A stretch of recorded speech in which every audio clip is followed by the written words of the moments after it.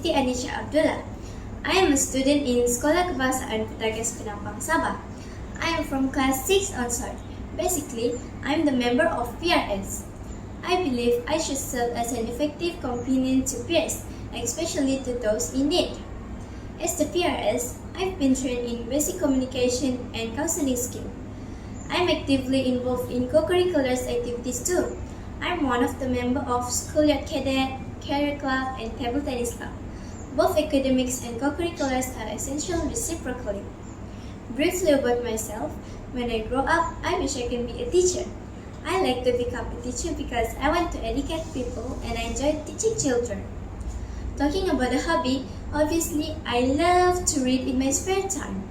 I've read lots of books in multiple genres: mystery, fantasy, crime, adventure, fiction, non-fiction, and many more.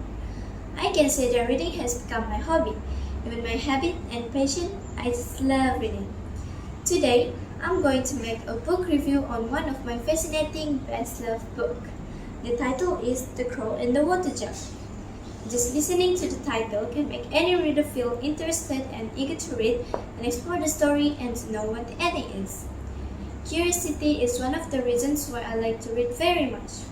Now look at the book cover. Oh, isn't it lovely? There's the crow and the jug. I bet she's thirsty. Don't you think so? This book was published by ITS Educational Supplies Private Limited Company in 2014. It has only 16 pages. We don't have the author's name, but there's the name of the editor here. It's Susie Liang. I reckon the genre of the book is fables. Generally, fables and fairy tales have been passed down through generations, but unlike fairy tales, fables are usually short and feature a clear moral lesson. The story was about a bloodthirsty crow who was looking for water to drink. She saw some villagers taking water from a well. After the villagers have left, she saw a water jug on the rim of the well. Unfortunately, the water level in the jug was too low for the pig to reach. From my perspective, this is the reason why the title of the story is The Crow and the Water Jug. Well, I don't think the title is too long. It displays clearly about the content of the story, directly, straightforwardly. The main character was the crow, who was desperately looking for some water to drink. She was extremely thirsty, too tired to move her wings anymore. Poor crow. The other character was some villagers who took water from a well. They left a jug on the rim of the well, which was later found by the crow. Of course, my favorite character was the crow, because she's so clever, intelligent. Why did I say that? Let me tell you what happened in this story. Since the water level in the jug was too low for her beak to reach, she has an idea.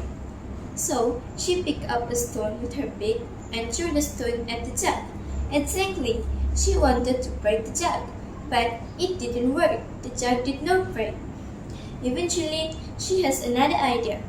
She begins to pick up more stones one by one with her beak and drop the stone into the jug. Finally, ta-da! The water level in the jug was high enough for her to reach with the beak. Isn't she brilliant? Well, I can actually relate to the crow in another situation. It reminded me when I was planning to buy a birthday present for my dad, but I didn't have enough money. So, I started saving in my piggy bank.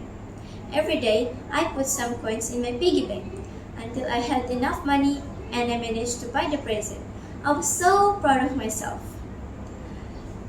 Honestly, I like this book a lot. I love the way the author writes it with super simple, easy to understand words and sentences. It's very suitable for young learners like me. About my favorite part in the story, I enjoyed the part when the crow begins to pick up more stones one by one with her beak. I was like, yes, that sounds like a plan. It might actually work. And boom, it works. What a splendid idea. Fantastic. I surely would recommend this book to all young learners out there, especially to those who age 12 and below. For the moral lesson, it could offer to us. The moral value mentioned in the story was, if you try hard enough, you can solve your problems. Well, we have more stories provided by the same publisher, as you can see on the back cover of the book. For example, here we have the fox and the crow, the clever little rabbit, the two friends and the bear, and the kite and the butterfly. This book is entitled The Fox and the Crow. It is a story about the cunning fox trying to steal a piece of cake from a crow's beak. The story begins when the crow has stolen the cake from a house and taken it into the woods. The fox saw the cake in the crow's beak and tried to steal it. He praised the crow and made the crow feel proud. When the fox asked the crow to sing, the crow opened its beak and the cake fell to the ground.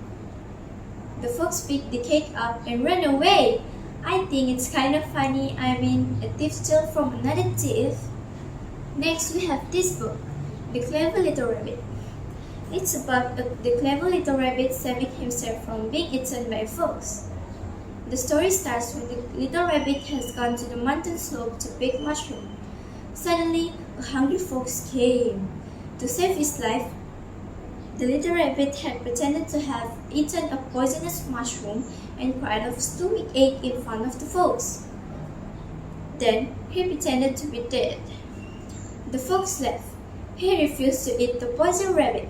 That was a happy ending for the little rabbit. This one is entitled The Two Friends and the Bear. It's about the two friends who saw a bear in the woods.